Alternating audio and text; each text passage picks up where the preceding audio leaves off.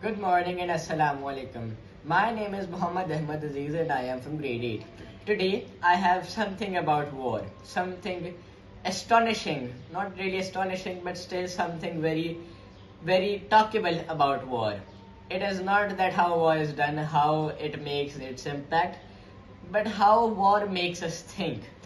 And one man in particular, his name being Tzu, thought a bit more about it, at least a bit more than we usually do, and a bit out of the box.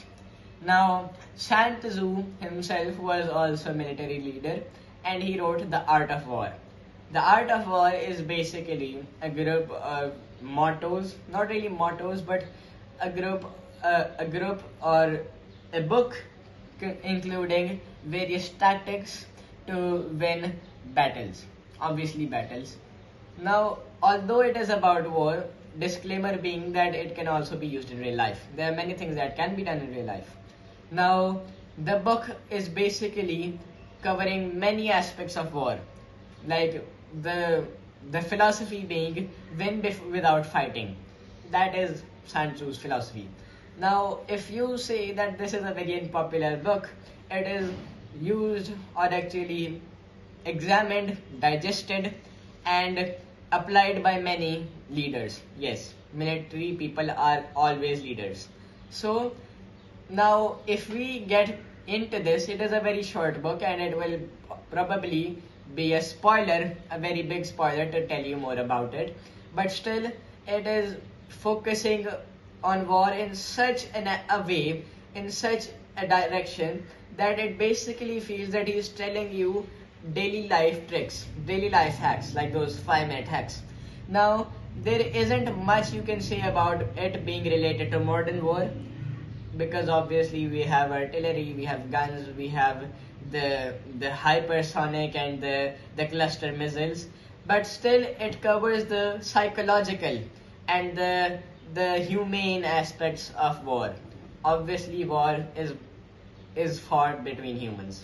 Now, if we go deeper into this book, we see that Sun Tzu, although he was a very good general, in fact he was, to produce such a masterpiece about war, he seems to have been comparing it to real life very often, although very vaguely. But still we get the idea that brother has not just used his experience from the battlefield being a general, but also how he lives in real life, because obviously a general is a general wherever he goes. He does not become a donkey when he goes to the drawing room or anywhere. Now, if we come out of this war and real life situation, we get to know that he was also fighting, like not just commanding from the very top and letting your soldiers die. He says that a general should be one that keeps his soldiers alive. Obviously, men are men, everyone counts. He makes it known that a general has the right to do anything to make his army feel more energetic, more energized, more static, but still he must remain human. Although this is not shown clearly, crystal clearly in the book, but still if we scan it rather than skimming it, we know that this is why he wrote the book. Now, the hint being the afterword, or actually the preface, which includes a sort of a story about the leader, any leader, a very ancient leader of China, or actually not China, because China is derived from the word Qin, which was a dynasty, from the place of China. Okay. Now there he is talking about a person who is supposed to lead women. Now, women as an army. And it is a very interesting story.